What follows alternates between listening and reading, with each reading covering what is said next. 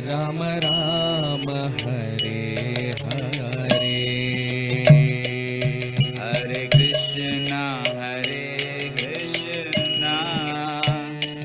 कृष्णा कृष्णा हरे हरे, हरे राम राम राम हरे हरे, हरे कृष्णा कृष्णा कृष्णा हरे हरे, हरे राम राम राम हरे हरे, हरे कृष्णा कृष्णा कृष्णा हरे हरे, हरे राम राम राम हरे हरे, हरे कृष्णा कृष्णा कृष्णा हरे हरे, हरे राम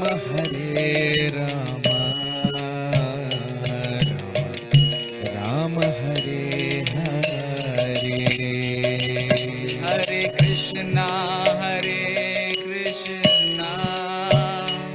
कृष्णा कृष्णा हरे हरे, हरे राम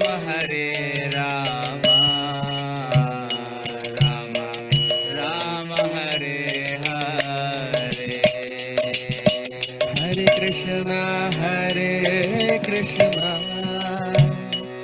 कृष्णा हरे हरे, हरे राम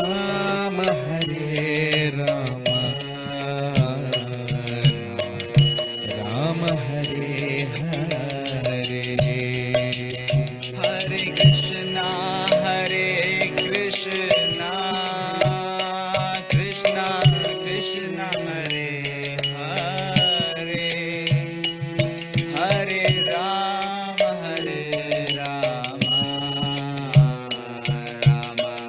राम हरे हरे, जय राधा माधव जय कुंज बिहारी, जय गोपी जन वल्लभ जय गिरिवरधारी, जय राधा माधव जय कुंज विहारी, जय गोपी जन वल्लभ जय Girivardhari,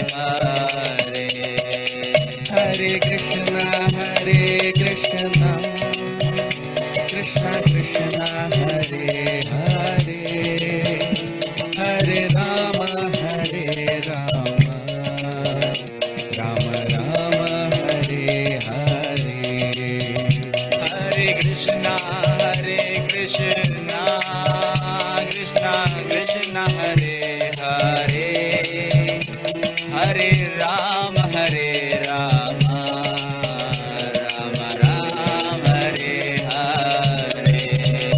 Hare Krishna,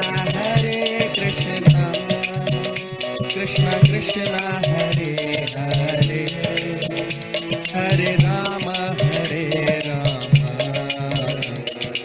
Rama Hare Hare. Hare Krishna, Krishna Krishna, Hare Hare, Hare Rama, Hare Rama, Rama Ram, Hare Hare. Hare Krishna, Krishna Krishna, Hare Hare, Hare Rama, Hare Rama, Rama Rama, Hare Hare. Hare Krishna, Krishna Krishna, Hare Hare, Hare Rama, Rama Rama, Hare Hare. Hare Krishna, Krishna Krishna, Hare Hare, Hare Rama, Rama Rama, Hare Hare. Hare Krishna, Krishna Krishna, Hare Hare, Hare Ram, Rama Rama, Hare Hare. Hare Krishna, Krishna Krishna, Hare Hare, Hare Rama, Rama Rama, Hare Hare. Hare Krishna, Krishna Krishna, Hare Hare, Hare Ram, Rama Rama, Hare Hare. Hare Krishna, Krishna Krishna, Hare Hare, Hare Rama, Rama Rama, Hare Hare. Hare Krishna, Krishna Krishna, Hare Hare, Hare Rama, Rama Rama, Hare Hare. Hare Krishna, Krishna Krishna, Hare Hare, Hare Rama, Rama Rama, Hare Hare. Hare Krishna, Krishna Krishna, Hare Hare, Hare Rama, Rama Ram, Hare Hare. Jaya Radha Madhava, Jaya Kunja Vihari, Jaya Gopi Janvallabha, Jaya Girivardhari.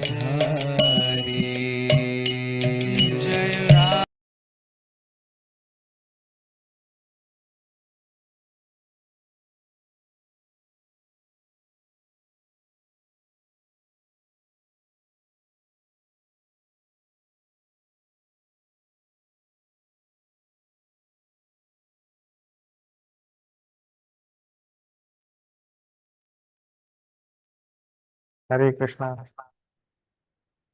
So, very warm welcome to all of you for today's session on the Srimad Bhagavatam.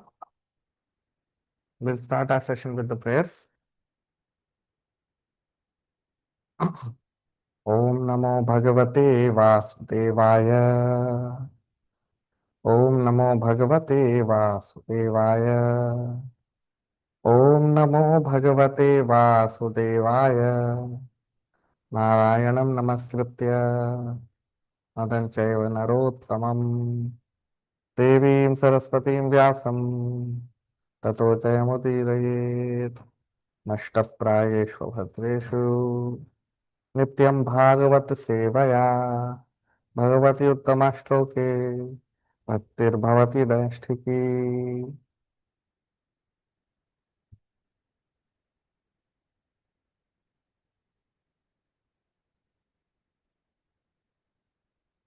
So we discussed in our previous session, Bhagwan Kapil, he has started to speak about what are the different qualities which a devotee must possess, and also now he is talking about the process of yoga which a person should follow, following which he may attain the highest success of human life.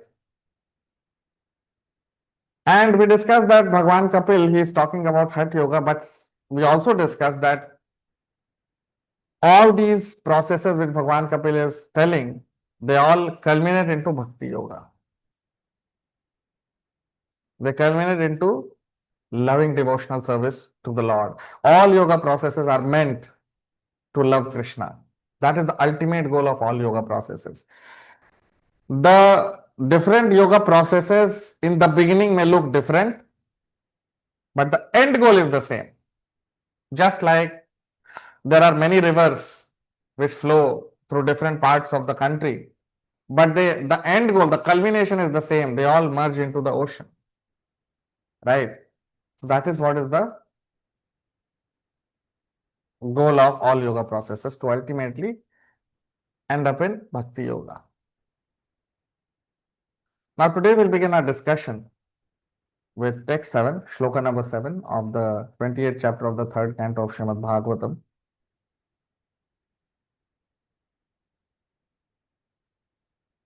एतैरन्यैश्च पथिभिर्मनो दुष्टमसत्पथम् बुद्ध्या युञ्जीत शनकैर्जितप्राणो ह्यतन्द्रितः. एतैरन्यैश्च पथिभिर्मनो दुष्टमसत्पथम् बुद्ध्या युञ्जीत शनकैर्जितप्राणो ह्यतन्द्रितः. Translation: by these processes or any other true process, one must control the contaminated, unbridled mind, which is always attracted by material enjoyment, and thus fix himself in thought of the Supreme Personality of Godhead. Now you see, so what is Bhagwan Kapil saying here? He is very clear. Bhagwan Kapil, he is very clear in one thing. If you remember, in the previous session also, we discussed that Bhagwan Kapil, he talks about different postures, yoga processes, everything. But the ultimate goal, he says that the ultimate goal is all this is meant to Vaikuntha Leelaya. If you remember, the previous session we discussed that Vaikuntha Leelaya. The goal is to meditate on the glories of Krishna. The goal is to meditate on the glorious divine activities of Krishna. Right. Now here in this shloka, he is continuing from what we discussed in the previous session. So what is he saying? That etar anyascha, this is very important, these three words. Etar anyascha. So by this, what is he saying? Etar anyascha means, etar means this, anyas means some other, cha means and. So what is he saying? That Arjun, Bhagwan Kapil, he is telling Mother Devahuti that, my dear mother, whichever process a person may follow, etar anyascha, whether a person may follow this process or any other process, a person may follow the process which I am telling him to follow, or any other process he may follow. It does not matter. You see, etar anyascha pathibhir. Pathibhir means the follower. Okay.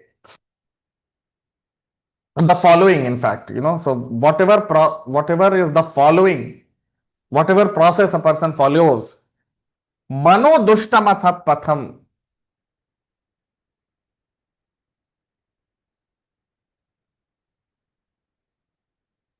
So Bhagwan Kapil is saying that mano dushtamasat patham.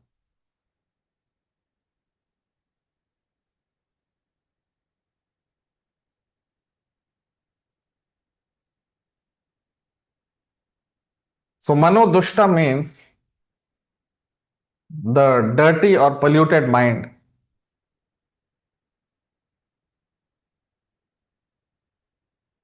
And asat patham means,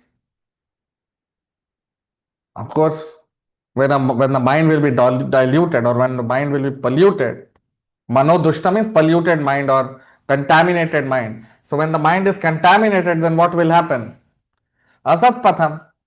A person will take up to asat or wrong principles. He will get involved in wrong practices, isn't it? See, if a person's mind is controlled, then he will never perform wrong things, isn't it? He will never perform sinful activities because he is able to control the mind.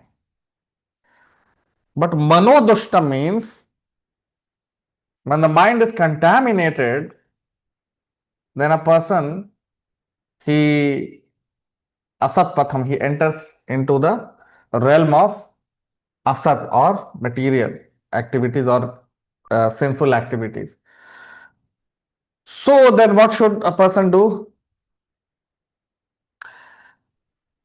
Buddhya yunjit shanakaya.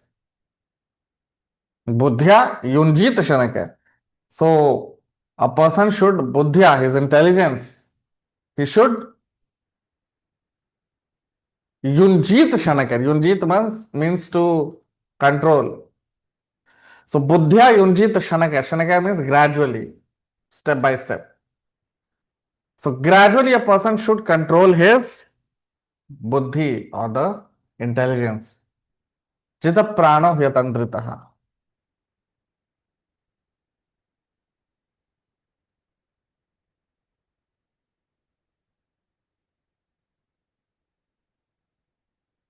Jita prano hi atandrita. Jita prano means to conquer over prana. Prana means to conquer over one's tendencies. And atandritaha.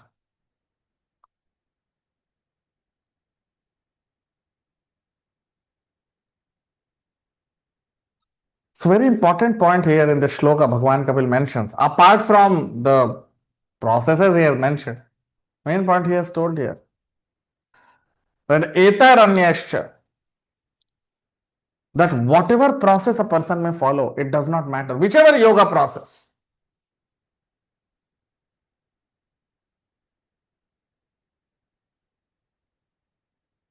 Because ultimately they all lead to remembrance of Krishna, they all lead to love for Krishna. Some may take long time, some may take little less time, some may be more conducive at a particular time, some may be less conducive at a particular time, but ultimately to engage in loving devotional service to Krishna.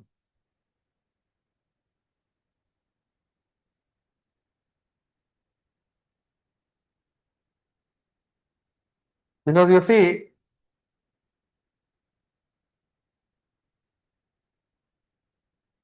normally yoga process in the beginning is full of rules and regulations. All yoga processes. Okay. All yoga processes are in the beginning full of many rules and regulations. And then finally, a person when he reaches the highest stage of human life, there are no rules and regulations. He becomes freed from everything. Why? Because he has transcended the three modes of material nature.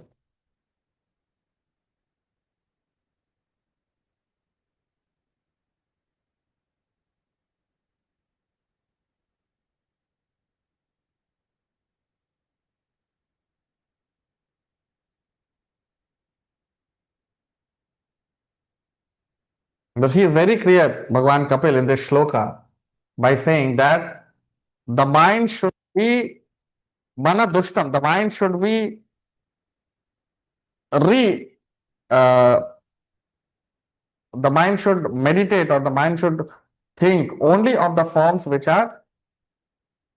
you like, which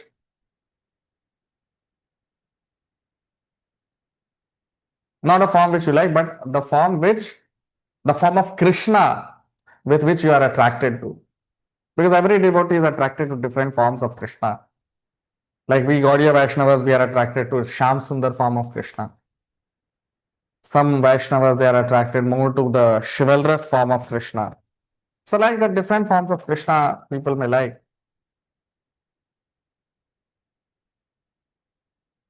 But one thing is that he is not that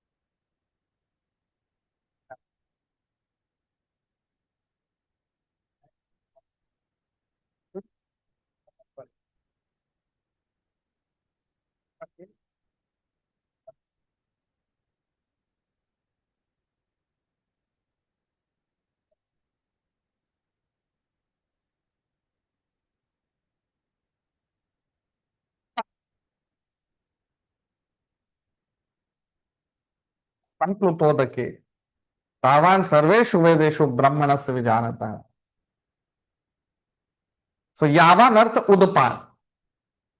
So Bhagavan Kapil, Lord Krishna in the Bhagavad Gita, he says that whatever purposes can be served by a small reservoir of water can also be served by large reservoirs of water.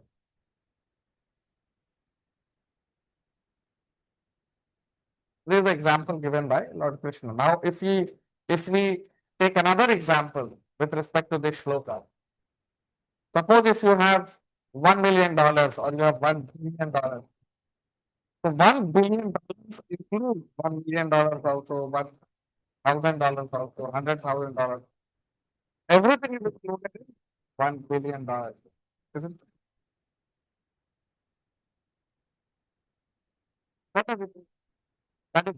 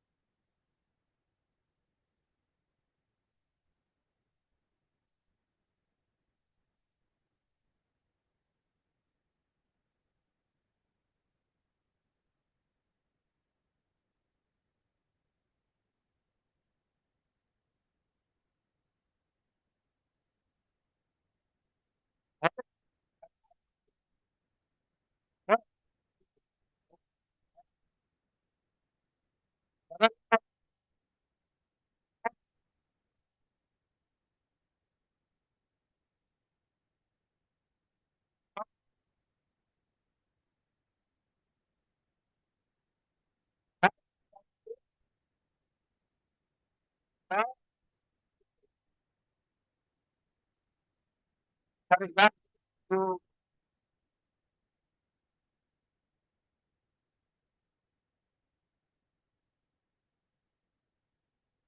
I'm not audible.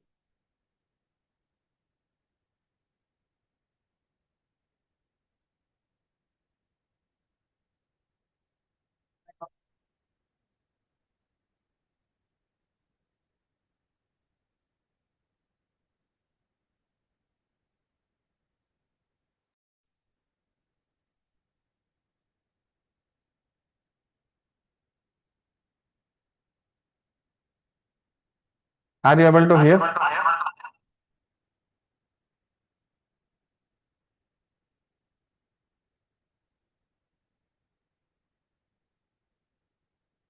Now are you able to hear?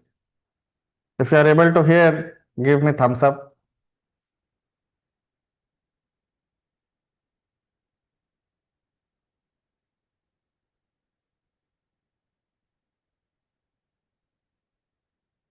Okay, good.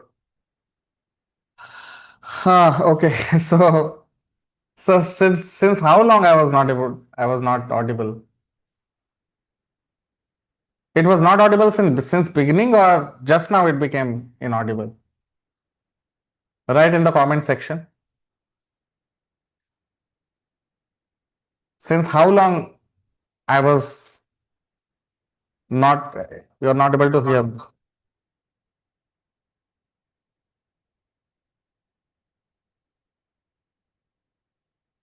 5 minutes. Okay. 2 minutes. Okay, few minutes. Okay, okay. So that means since last few minutes there was some technical problem.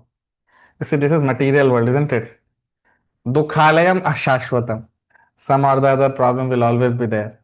Anyways, so 2-3 minutes. So the whole consensus, I see all the comments that since last 2-3 minutes I was not audible. Okay.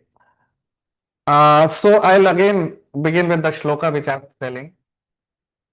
In the Bhagavad Gita, Lord Krishna concept. In the second chapter, okay, Nanpriya Mataji is saying voice was interrupted, not completely inaudible. Okay, okay. So voice was interrupted. Okay. Anyway, so coming back to the session. So Lord Krishna in the Bhagavad Gita in the second chapter, he says, Yavanartha udapane sarvata samplutodake tavan sarveshu vedeshu brahmanasya vijanata. Now all of you in the comment section, you have to mention the shloka number. I have given you the hint, it's in the second chapter. And the shloka is Yavanartha udapane sarvata samplutodake tavan sarveshu vedeshu brahmanasya vijanata. Okay, so mention the shloka number in the comment section, all of you. So, in that, Krishna says that whatever purpose that can be served by a small reservoir of water can be served by a large reservoir of water. I'll give you another example to substantiate this. If we have, say, if a person has $1 billion, then he already $1 million or $1,000 or $100 is included in that, isn't it? Yes, correct. I got the answer. Vinayak, Vinayak Mudarji, Nanpriya Mataji. Yes, 2.46. Correct answer. So, Lord Krishna, he says in the second chapter that, yeah, that if we have $1 billion,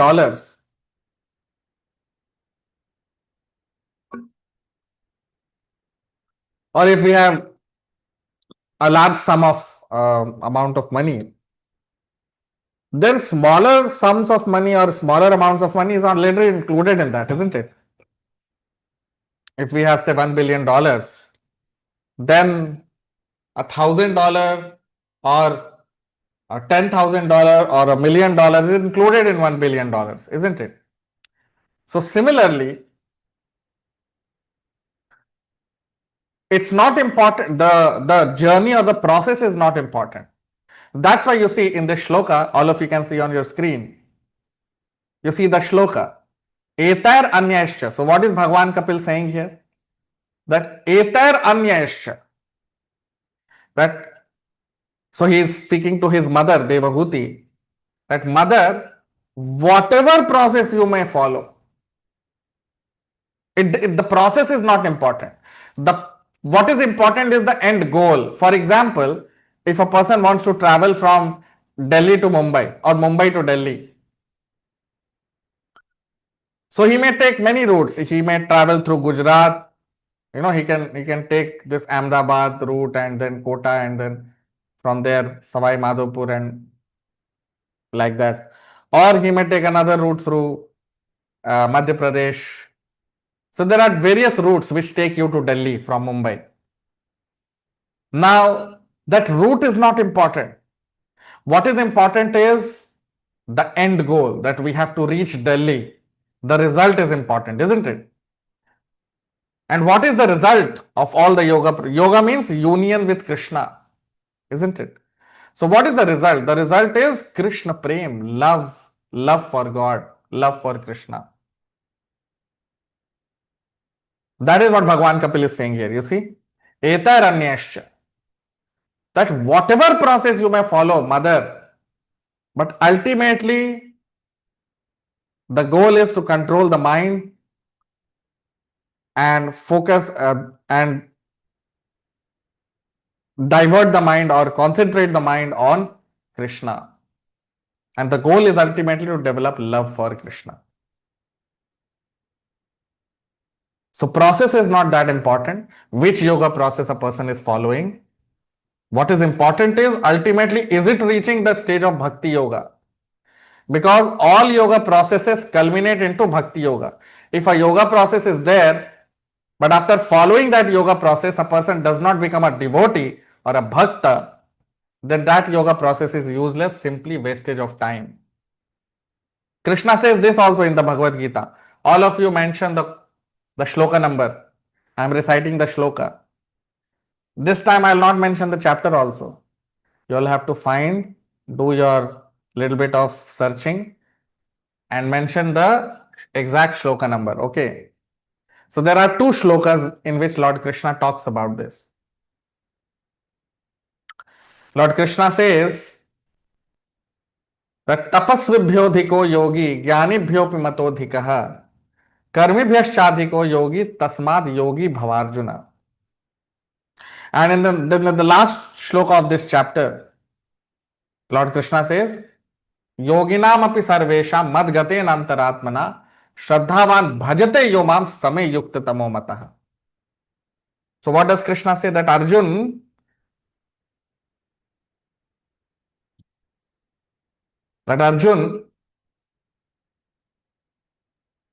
a yogi is greater than a tapasvi, he is greater than a karmi, he is greater than everyone. Yogi is greater than everyone. And therefore you should become a yogi.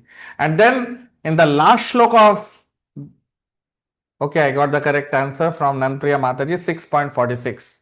Good, very good. 6th chapter, last shloka. Last two shlokas.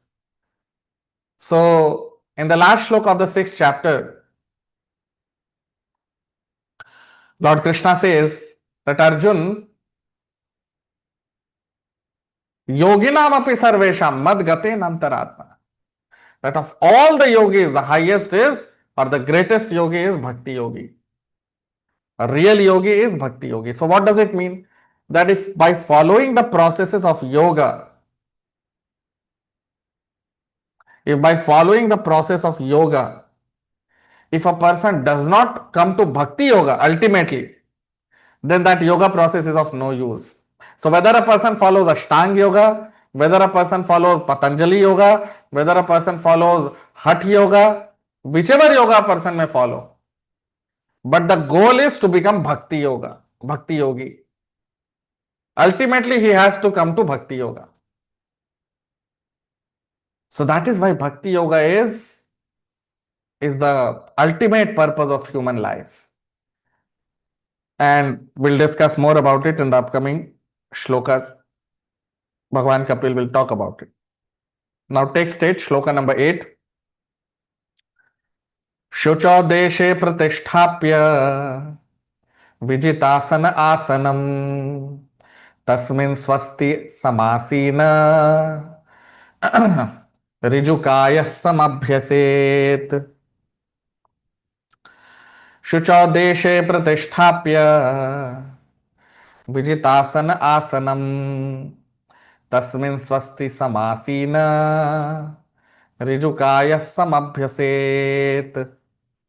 Translation: after controlling one's mind and sitting postures, one should spread a seat in a secluded and sanctified place. Sit there in an easy posture, keeping the body erect, and practice breath control. Now again, this is Ashtanga Yoga process. Bhagwan Kapil.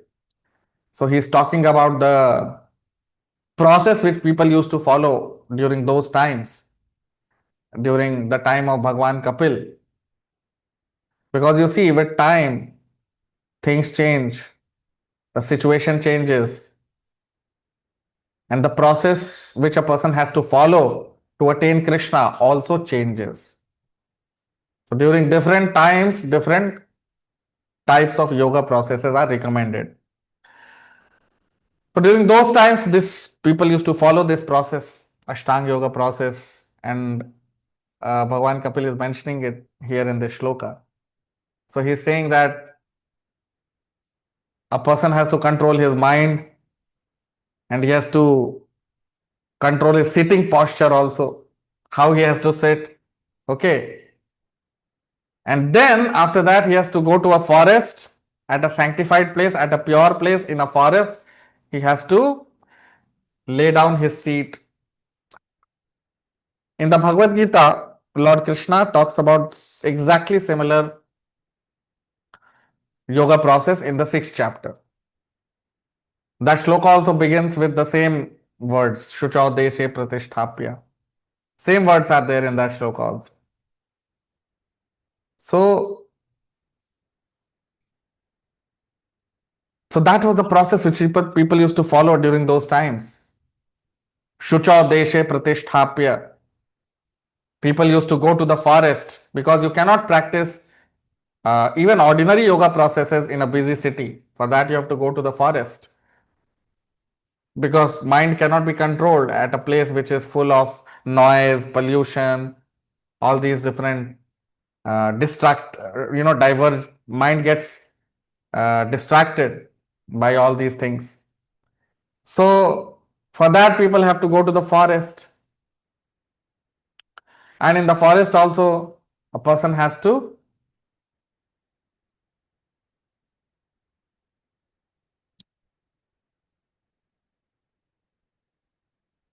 he has to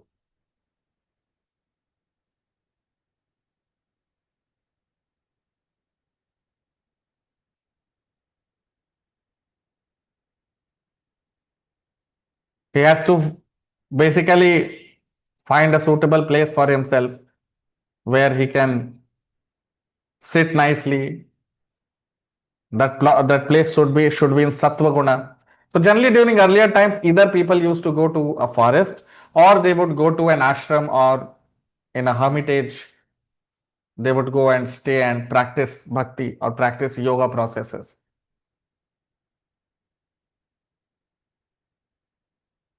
So in the 6th chapter, the words which are used are very similar to the words which are used in this shloka. And in the comment section, I see Vinayak Prabhuji has mentioned also 6.11. Yes, you are right. In the 6th chapter, the 11th shloka, Krishna talks about this. That you have to. So during those times, people used to follow this process. So Vijitasana Asanam Tasmin Swasti Samasina Rijukaya Samabhyaset.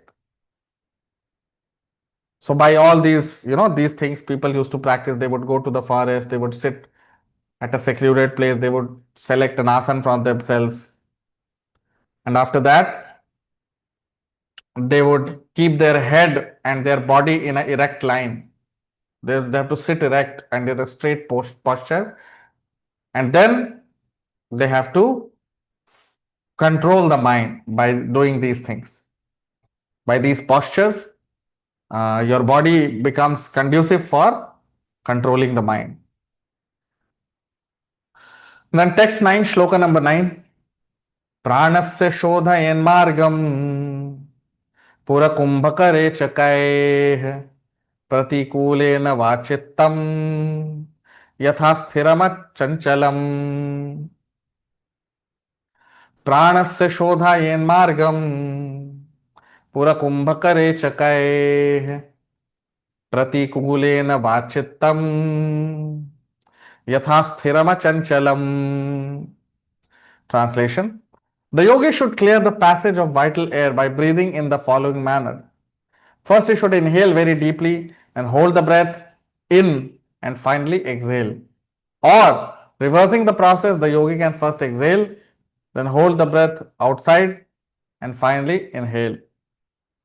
This is done so that the mind may become steady and free from external disturbances. You see,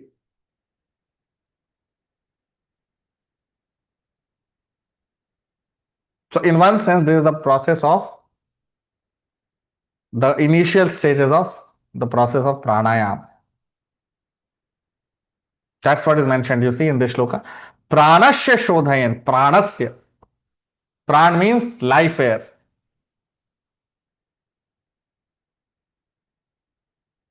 So pranasya shodhayan. Pranasya shodha means to practice, with life air. And to practice what? Margam, the process to practice with life air. What? Pura kumbhak rechakaya. So these three things. Pura, kumbhak and rechak. So pur means when you inhale. Pur means fully inhaling the air within. Then kumbhak. Kumbhak means to stop. And then rechaka. Rechaka means to again exhale. So pratikule navachittam. Pratikule navachittam means and then reverse. Exhale, stop, inhale, stop, and then exhale. Okay. So these two simultaneously they would do. First the real way and second the second way. So these two simultaneously used to be performed. Exhale, stop, inhale, then inhale, stop, exhale. So that's what is here Bhagavan Kapil is saying, yatha sthiram achanchalam. And in this way, what would happen? Sthiram achanchalam.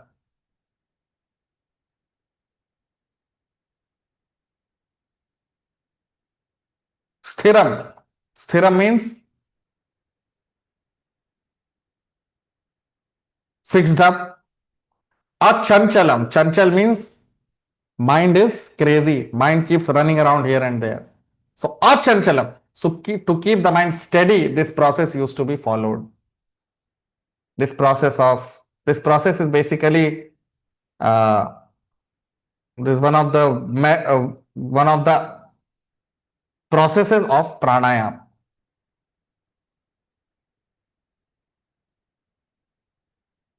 So in this way, the life air would be controlled or purified. Because when the air in the body is purified, then automatically the body becomes purified completely.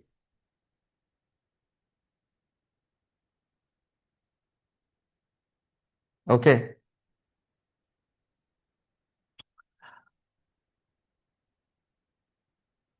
But again, what did I say in the previous shloka? That what is the use of this? Why we are following, why we are I mean, Bhagavan Kapil is saying here in this shloka, the process of Ashtanga Yoga. Now, in this Ashtanga Yoga, this pranayam which is mentioned here, it is just the fourth stage. After pranayam, there is pratyahar, then dharana, then dhyana, and then samadhi. So even if a person has performed this process properly,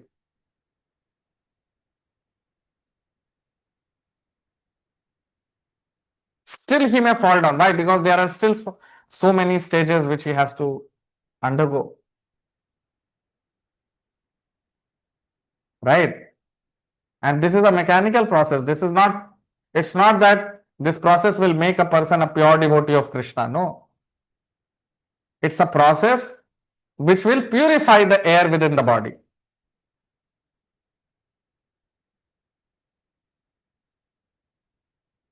Okay. So this is not the goal. The goal is not to purify the air within the body.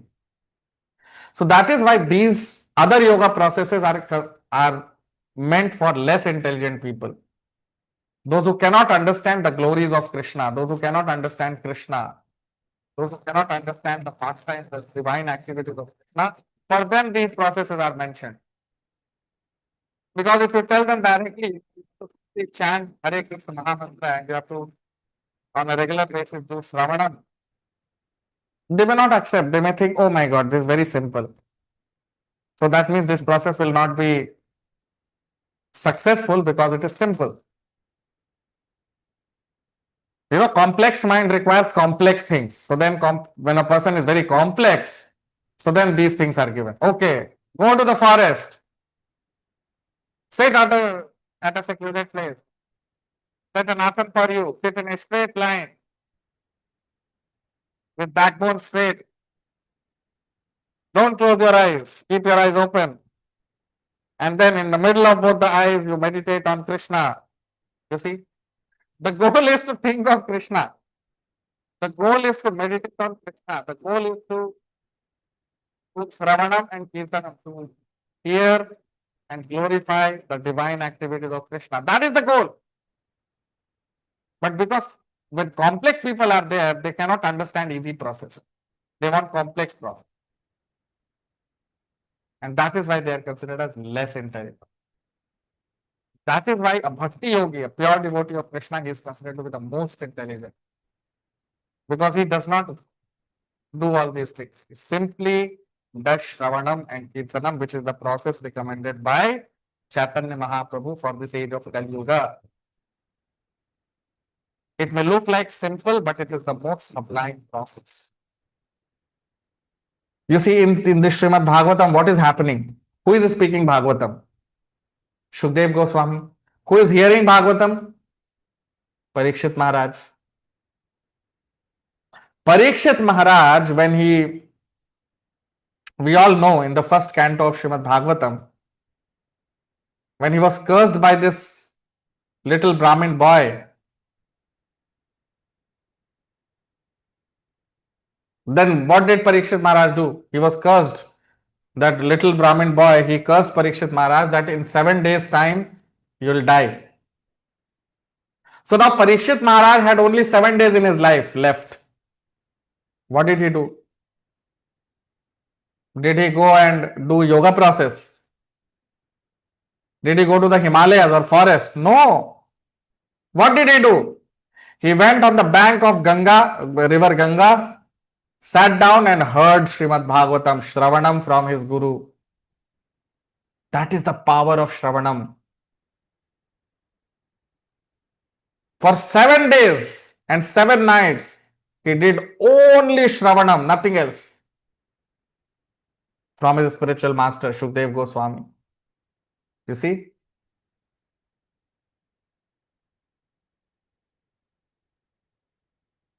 So that is why the goal of all these yoga processes is to engage in Shravanam and Kirtanam. All other yoga processes are meant for less intelligent people, those who cannot directly understand Radha Krishna, those who cannot directly understand the glories of Krishna. So they need complex process. So for them, these complex processes are given. But for those who are pure devotees of Krishna, those who are devotees of Krishna, they directly take the benefit of Bhakti Yoga and they advance very quickly. Right? So that is what Bhagwan Kapil is saying here, and we'll discuss more about it in the upcoming shlokas. Those who are new to the channel can subscribe. All of you can like, comment, share. We'll stop here. We'll continue our discussion in the next session. Thank you very much. Hare Krishna.